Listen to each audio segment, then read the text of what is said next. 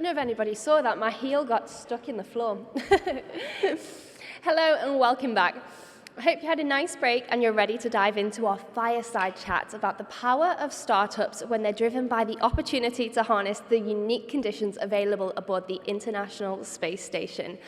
Our moderator for this chat, Patrick O'Neill, is the ISS National Lab's Public Affairs and Outreach Lead, and he'll be driving a discussion with previous grantees of the MassChallenge Technology in Space Prize on how the program has served as a springboard for business success. Please join me in welcoming Patrick and his guests to the stage.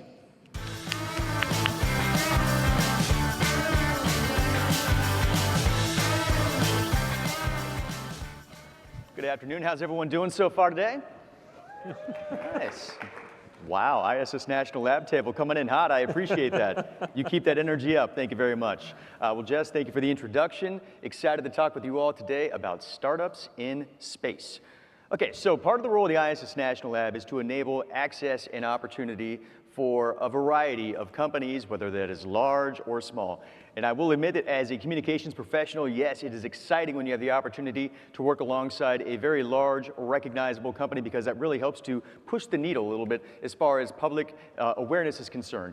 However, that again is not our role in just only focusing with those big companies. Sometimes it is being able to leverage those truly innovative minds that have great ideas, and if they can leverage the space station to further those ideas, awesome. Over the last few years, the ISS National Lab has a very strong and robust portfolio of research from the startup community. The reason that I think that we're having this conversation, though, is, and Will is sitting next to me, we'll get into that in just a second, is that while these startup companies have great ideas, sometimes they need some people to go out there and help connect, whether that be with other people that could further those ideas, or also maybe further their pocketbooks a little bit too, so that way it allows them to do more innovative R&D. So that's the purpose of today's conversation. We have three panelists with us. Two of them represent more of the research side of the house, and then we have one of those connectors that is with us. So with that, we have Will Magruder, who is the VP of Partnerships at MassChallenge. We have Shane Hegarty, who is the Chief Science Officer and co-founder of Axonis Therapeutics. And we have Sebastian Graves, who is the co-founder of Mini-PCR, as well as the Genes in Space program, which you all just had the opportunity to hear a little bit more about. Which, by the way, tip the cap to them. Those kids are amazing, right?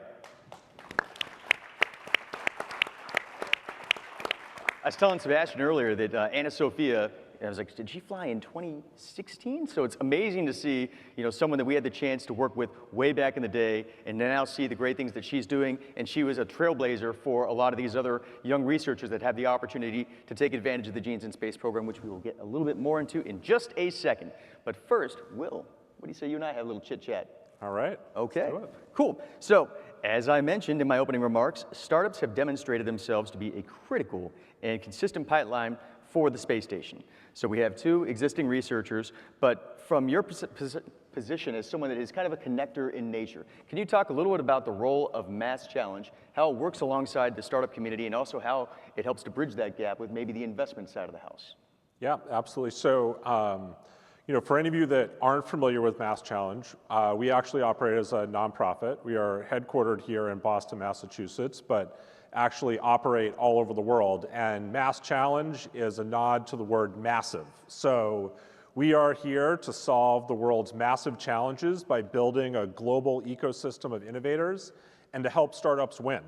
And so the way we go about doing that is we believe that the best ideas can come from anywhere. So we host an annual accelerator program that is effectively a competition model, where we recruit over 1,000 startups into our application pool on an annual basis, narrow that down to about 125 or so that get accepted into each program that kicks off in the summer.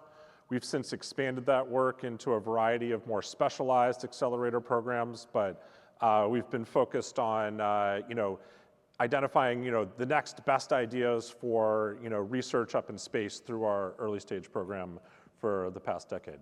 I was going to say, and on top of that, I think that you just kind of gave the answer away a little bit right now. But you just had a milestone that came up. I want to say that it's been 12 years now for MassChallenge. Is that right? So actually 15. 15. We were founded in 2009, and this was coming off of, you maybe try to block this from your memory, but 2008, we had a bit of a financial crisis.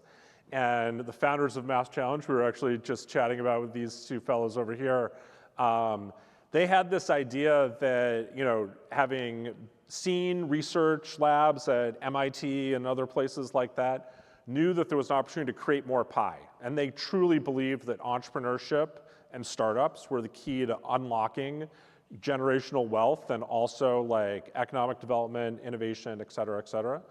And so they thought that there needed to be a new model. And what they did was invented what is known today as MassChallenge. And the thing that will probably come out as we talk to the two founders sitting next to me as well is that we are unique in the sense that our work is for zero cost and no equity taken out of the founders' businesses. So we're very grateful for the support of the ISS National Lab as well as Boeing that help sponsor our work so that we can make sure that resources and mentorship and hopefully access to investors and customers in our corporate partner network are just one step away from all these founders that possess these great ideas.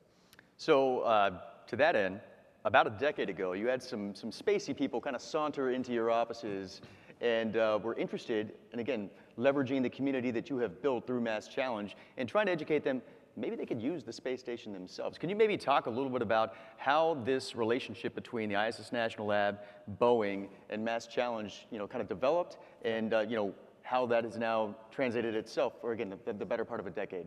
Yeah, absolutely. So just for clarity, I was not here when this partnership was originally negotiated, but I can certainly speak to the history of it and why it actually works so well. So I already mentioned we operate as a nonprofit and we do not take equity from startups. And that is actually like a perfect complement to the way that ISS National Lab team and Boeing have approached this relationship. They are not taking equity in these startups. Instead, they're trying to enable research on the International Space Station to improve life on Earth. And they are literally offering opportunities to these very young companies that otherwise would be completely inaccessible to them.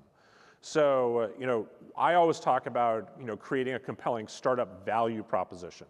It's great to be able to tell founders like right up front that we're not going to take equity in their new venture. Like that's obviously very appealing, but they still have to invest their time in participating in our program and understand like what they stand to gain from being involved besides just not having to pay anything for it. And there is no more compelling value proposition than being able to tell a young company that you could have the opportunity to research your core technology in a microgravity environment. And we've already seen that that is proven to be very fruitful, and as well as like helping them grow their businesses in other ways.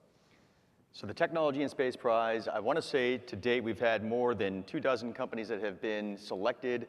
Many of them fly to the space station. It seems like almost every single resupply mission we have at least one MassChallenge Technology in Space Prize winner that is flying, which is very exciting. But even now, and you kind of alluded to it, when you are talking about your accelerator program and you are meeting with these early stage companies, even now, is it still exciting to sit there and say, hey, space might be something that could be at the forefront, and if you haven't thought about it, this is a program for you to start thinking about? Oh, absolutely. I mean, we've seen tons of examples, here today already, specifically in the kind of biomanufacturing, space. But I actually had lunch earlier today with Brighton from Fluxworks, one of the founders that won the Technology in Space Prize just last year.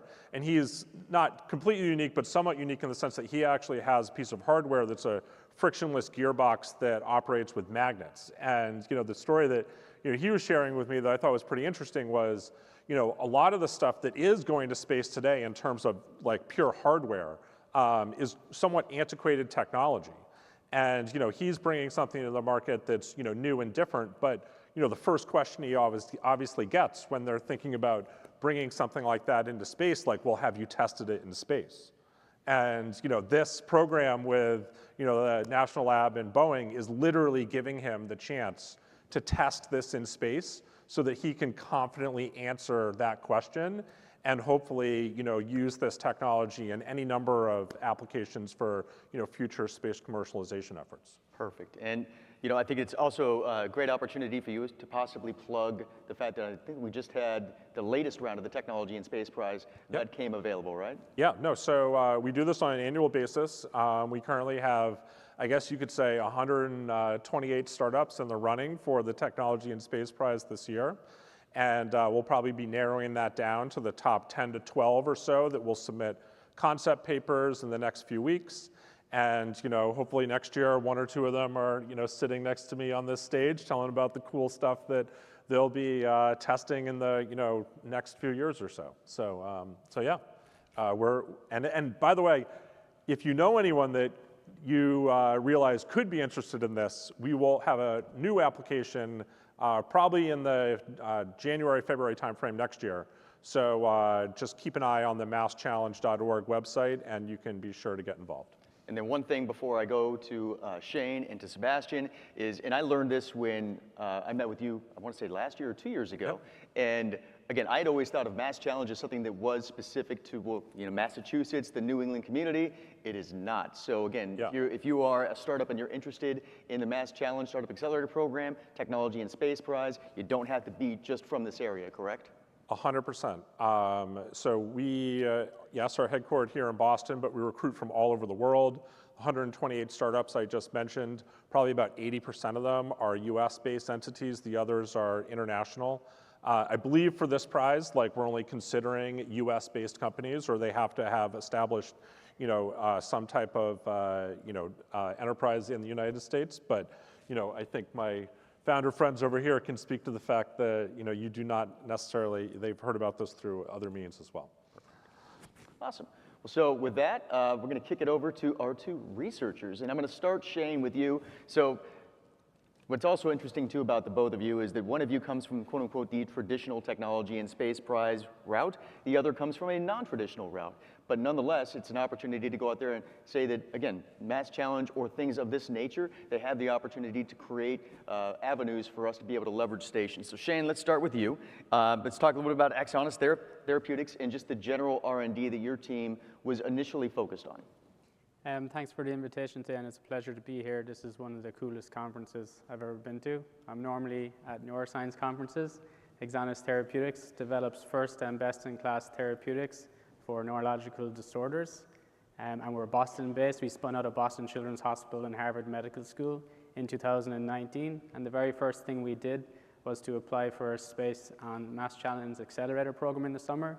And it was one of the best things we ever did, especially because we were lucky enough to be awarded the Technology and Space Prize, which really put our company on the map. It really helped us attract seed round investors because we had this non-dilutive capital that validated quite a cool scientific idea. We were going to develop a novel gene therapy through the project, which was part of our core program. But in the process of doing this, we also did something a little bit more ambitious. We also aimed to improve modeling of neurological disorders, and we managed to achieve that through the project. The limitations these days in terms of drug development for neurological disorders is indeed the modeling. It's quite an inaccessible system, the central nervous system, and we need better models to make precision medicines. And through the project, we devised a way of doing that, and I'm excited to get into that with you today. Perfect. And I remember, again, when I had the chance to go meet with you a couple years back prior to your mission, one of the questions that I asked you, and it's one that I typically ask anybody, is, hey, had you ever thought about actually trying to do research on the space station previously? And almost everyone always says, no, I never knew that space or even thought about space as like a platform for me to go out there and take advantage of. That's not what you said. You actually were like, no, like our team, we kind of sat around and we were like, we think we could probably do something in space. I mean, it'd be really cool. We didn't know that there would be an avenue like the Technology and Space Prize to do it, but we were just kind of ruminating around it. So was the experience kind of similar to what it was that you almost kind of talked about in like a general hypothesis sense? Well, being from Ireland, the idea of doing anything in space was, a very far-fetched idea, probably something I never really thought about. And it was at MassChallenge where this opportunity arose for the team. And Professor Lisa McCary here in the audience was one of the PIs that helped us devise this protocol with our CEO, Joanna Stanica. The proposal that was eventually funded. And we thought about what could we do. We thought about different in vivo models, but what were we missing in our data package at that point? And it was actually human data. We wanted to show, we had some really nice animal model data. We didn't have much data in human models, and we wanted to improve what we can do here on the Earth. And a limitation with what we can do on the Earth is gravity. And when you grow human neurons and glia derived from induced pluripotent stem cells, they grow as a flat monolayer on a dish. And you don't have this 3D information, and also you don't have a network of different cell types. Usually it's a monoculture. And what we aimed to do was to improve this by, and it was based on a publication showing that liver cells self-assemble into 3D spheroids in microgravity conditions. And we asked the question whether the same would occur for mature human neurons and astrocytes. And if we did that, would we have a 3D self-assembled model of the human brain where we can study these interactions of the neurons in the 3D dimension, and at the same time test their precision gene therapy, which was to target the neurons and not the astrocytes. And even though it was far-fetched, we were excited about the potential of the project. And then when we got the award, we were lucky enough to work with fantastic implementation partners like Bioserve, Space Technology, and the ISS team, who helped us figure out what's feasible on orbit and how to operationalize the proposal and how to make it streamlined and simple that we could actually make sure it would work in the first attempt, because we only had one attempt. That you did, and for those, by show of hands, who went to the conference last year out in Seattle? Remember a little launch party that we had? I remember that too, yeah. Now, you weren't able to go to that because you were at a rocket launch that was happening over at Wallops Flight Facility for Northrop Grumman's 19th Commercial Resupply Services mission to station. So maybe can you talk about like the experience of what it was like to, you mentioned, working with an implementation partner that really helped you through that process, but to be able to see an investigation that your team had put a lot of effort into to launch the space station, be a part of that, can you maybe describe, what that meant from your team's perspective? It was a big moment for the company. One of our co-founders, who's a tetraplegic patient advocate in the spinal cord injury space, he made the long trip, which he normally wouldn't do, to Wallops Island to watch the launch. And a couple of our team members, one came from the UK, she's our chief of staff at the time, also made the journey. And it was a big moment. We were very proud to hit that milestone, because it took a couple of years to really refine the plan to de-risk it, to make sure that when the astronauts go to run this experiment, that they're going to be successful. And we're glad we took that stepwise approach. And for me personally, I didn't make the trip. We were quite busy at the time as a company, but I was able to watch the feed online, and it was mind-blowing, and I immediately regretted not making the trip. Well, that goes into my next question of what is next for your company as it relates to both just your general R&D and also maybe what might be happening as far as endeavors in space. Well, in the near future, in December, we're going to dose, it'll be our first clinical trial with our lead drug. It's a small molecule drug for both epilepsy and pain, and it's the first-in-class, best-in-class medication to address hyperexcitability and disinhibition in the CNS, which causes a lot of it's a fundamental problem in a lot of neurological disorders. So we're very excited about that, and that's our primary focus. But with the exciting results we received after the ISSNL project, the Technology in Space grant, and we are looking to do a follow-up project. We believe the potential for this disease modeling platform that we've established is huge. We want to scale it. We want to make the model more complex. We want to look at different endpoints. And myself and Lisa and the team are going to think about follow-up proposals where we can really build on this technology now that we're the first group to show that these human neurons and astrocytes will 3D rapidly self-assemble into a brain model. And this is very powerful technology for drug screening. And maybe you'll actually show up to that rocket launch. Yes, yes. If I can get an invitation again, it would be great. Cool. All right, well, Sebastian, last but not least, I'm going to go to you. I've chatted with you a lot about this. Your story is one of my favorite ones to tell about the ISS National Lab and a lot of the partners that we had to be able to leverage Space Station. And I think that it's an example of if you have a great idea, no matter what, it'll find a way to fly. So before we get into that, though, could you talk a little bit about mini PCR and maybe also dabble a little bit into genes in space as well? Yeah, sure, Patrick. So we're mini-PCR Bio.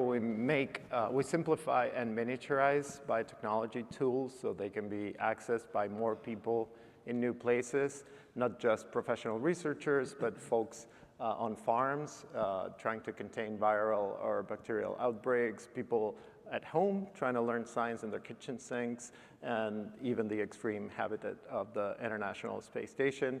We're a Boston-based startup. I hesitate a little bit to call ourselves a startup after 11 years on running, maybe ongoing concern is a better term. And you know, we don't just develop tools, but also have a strong mission around education, so try to create the entire educational environment that is needed to deploy these solutions in places like K through 12 classrooms, experiments, curricula, et cetera. So I believe that we, both Boeing and ISS National Lab, came into contact with you, I want to say in 2015. Does that sound about right, during the MassChallenge Technology and Space Prize? And yep, so your team, so your team submitted a concept for it, and everything, well, it didn't go the way that we thought it was going to go, right? I mean, like, can you maybe describe the fact that, how things evolved with that? All right, so the facts are, we actually did not win the Technology in Space Prize. And I have a hypothesis as to why, and that's that we did not apply. The fact is, you know, Will described very well how MassChallenge attracts 128 startups every cycle from all corners of the world, concerned with a plethora of problems of which we thought we had the smallest chance of ever qualifying for a Technology in Space award, as wrong as we were. You know, there are companies vying to design new satellites and clean up space debris and all these much more germane to space applications. So I think we owe it to our colleagues at Boeing to actually recognizing the potential of our technology to have a real world impact in space. But before I tell that story, I think just one maybe more general lesson as entrepreneurs that we learned at the time: you're so busy. You know, you're wearing so many hats, and you have your head constantly down to talk to investors, to develop product, to deal with hiring and HR. And as we often say in the space industry, I just advise people to look up and take in the perspective of the opportunities. And so with that, then I believe the conversations began to persist with Boeing. The space station itself did not have a PCR or a mini PCR machine. But again, Boeing looked at your team and saw the value in having enhanced conversations, and maybe describe kind of what happened beyond that. Yeah, real credit to MassChallenge, the connectivity that it generates, and the vision of Boeing and ISSNL, folks who were scouting for technology even beyond their remit to give out this prize. So we were at the right place at the right time, and we, I should say, my co-founder Zeke Alvarez-Saavedra was like the final technology showcase of the MassChallenge cycle. We were on our way out, and there comes Scott Copeland, who's here in the audience too, and Kevin Foley, and they see mini PCR machine. And as far as their engineering knowledge went, the International Space Station lacked any molecular biology, biotechnology tools at a time when they were becoming increasingly needed.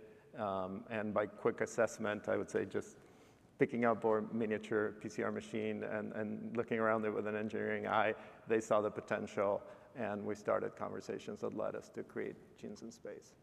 And so now we have a mini PCR that is on station, and while we are talking about Genes in Space, that is also a facility that is not available only through the Genes in Space program. It's something that helps to support genetic research across the spectrum, correct?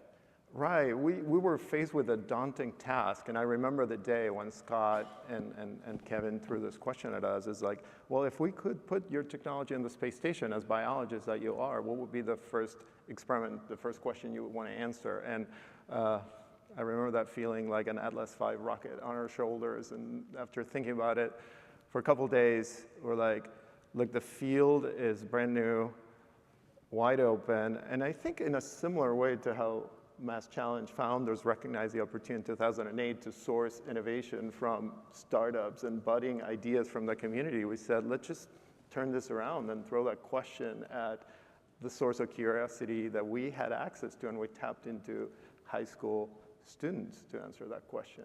And that was the inception of Genes in Space 9 years ago. Fantastic, and we're still trucking. So, so with that, kind of a question, I guess, for both Shane as well as Sebastian.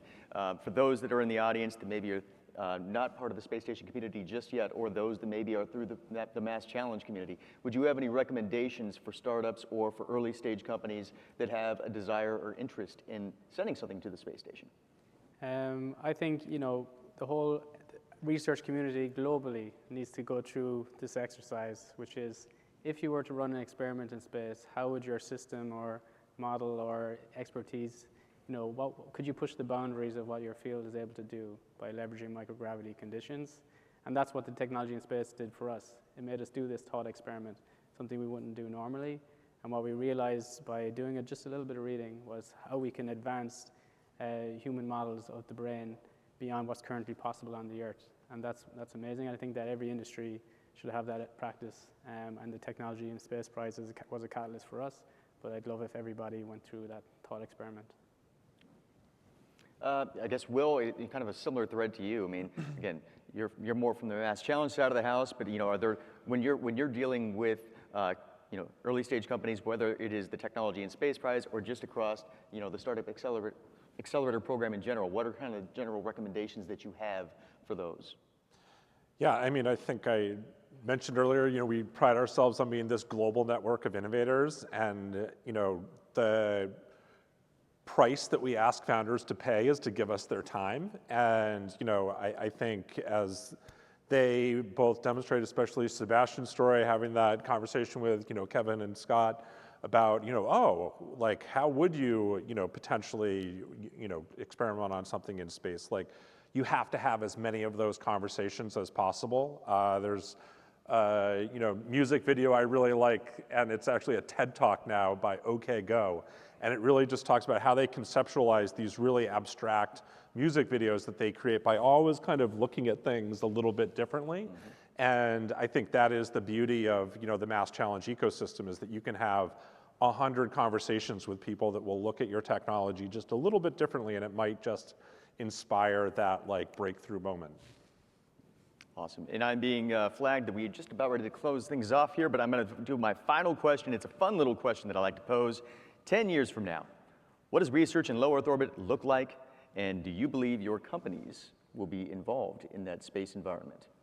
Patrick, I have no idea what the future looks like, and it does not belong to us anymore. The interesting thing is just being in the conference for the last 8 hours even, and seeing how much our technology has been adopted and embraced, not just by the students that participate in Genes in Space, by the entire research community here. Just gives me a lot of confidence that the workflows that are being established will just become routine and more boring as we go into the next decade, but that there will be continued opportunity for real breakthrough innovation, and perhaps even using these tools in the search for alien life.